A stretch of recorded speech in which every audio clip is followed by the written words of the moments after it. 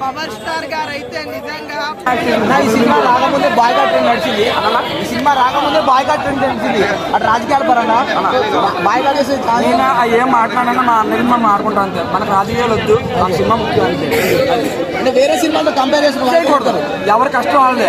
ఇప్పుడు పుష్పమిని మాట్లాడతారు, పుష్పమిని మాట్లాడినా ఎందుకంటే ఆయన కష్టపడిన సినిమా ఆయన అల్లొచ్చింది. పవన్ కష్టపడి పవన్ అమ్మే సినిమా అంతే. ఇంకా పట్టణాలకి క్రికెట్ మాడకూడదు, ఎవరి కష్టం వాళ్ళదే. ఎలా ఉందన్న సినిమా? అయితే ఓవరాల్ గా నాకైతే బాగా నచ్చింది. ఈ వీకెండ్ లో ఫుల్ మీట్స్ మా పవన్ అమ్మే ఫ్యాన్స్ అయితే సినిమా 400 కోట్లు పక్కా కొడుతుంది. సినిమా సెకండ్ హాఫ్ లో కొద్దిగా డౌన్ అయిపోయింది. సెకండ్ హాఫ్ డౌన్ అయిందండి. పవర్ హౌస్ సునామీలో స్విమ్మింగ్ చేశాడు పవర్ స్టార్. సునామీలో స్విమ్మింగ్ వచ్చింది. ఫస్ట్ టైం చూసా.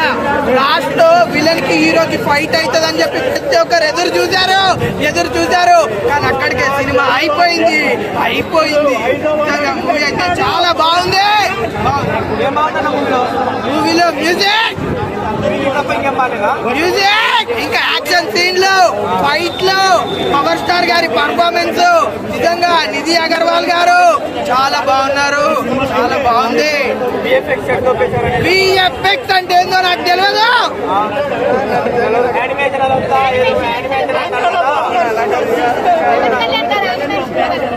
ఒక సీన్ లో గుర్రం మీద అది ఏదో కొద్దిగా తేడా కొట్టింది. ఖచ్చితంగా ప్రతి ఒక్కరు చూడవలసిన సినిమా.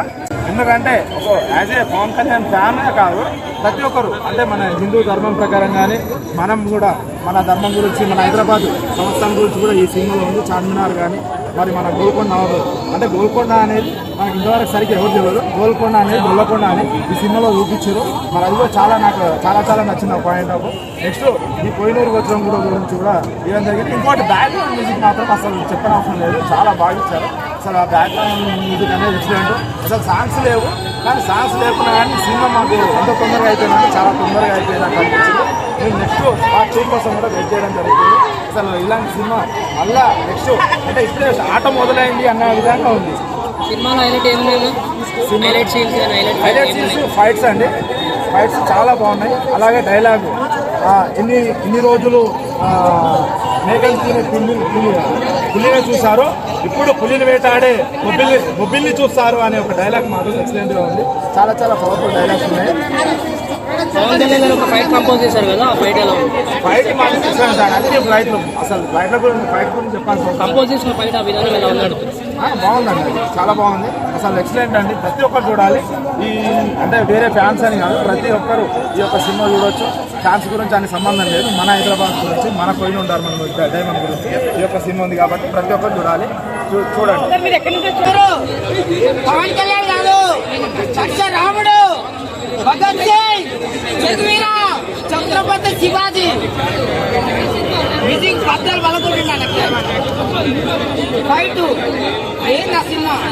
ఆ హీరోయిన్ ఏంది చూస్తే కళ్ళలాగా సూతులు కొడుతున్నాయి. అట్లా ఉంది సినిమా.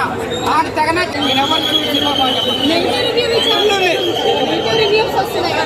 మేడం, నాకు సంబంధం లేదు మేడం. సినిమాలో హీరో ఎవరు మేడం? హీరో ఎవరు? పవన్ కళ్యాణ్ కాదు, రాముడు, భగత్ సింగ్, జగవీర, ఛత్రపతి శివాజీ బద్దలు బలకొట్టాడు. మ్యూజిక్ అయితే ఏదైనా మ్యూజిక్, ఆ ఫైట్ అయితేనా ఆ అమ్మాయి అయితే చూడగానే చూడు కొడుతున్నాయి. అంత మంచి అమ్మాయి. సూపర్ సినిమా, నాకు నచ్చింది. నేను చూసినా, మీకు ఇష్టం కూడా చూడండి, లేకపోతే సావండి. సూపర్ బద్దలు బలకొట్టినా మ్యూజిక్ మొత్తం ఫైట్ అయినా. ఆ హీరోయిన్ కళ్ళేదన్నా, మీతో ఫుల్ చేయలేదన్నా. నాకు నచ్చిందన్నా. మీ ఇష్టం కూడా చూడండి, లేకపోతే సావండి. నేను ఎవరిని చూడాలని చెప్పాను. నాకైతే సూపర్ ఉందన్నా. ఇన్ని రోజులు గల్లీ హీరో, ఇప్పుడు ఢిల్లీ హీరో. ఇన్ని రోజులు గల్లీ హీరో. పవన్ కళ్యాణ్ ఒక్కటి లేదు సరైందని చెప్పేసి అన్నారు. ఇప్పుడు పోయి చూసుకోండి. నేను ఎవరిని చూడమని చెప్పాను. మీకు ఇష్టం చూడండి, లేకపోతే ఎక్కడైనా పోండి, నాకు సంబంధం లేదు. నేను చెప్పినాను మీ సినిమా పోకండి, అది నేను చెప్పాను. నాకు డబ్బులు కట్టి నేను చూసిన ఫుల్ ఎంజాయ్ చేసిన. ఫుల్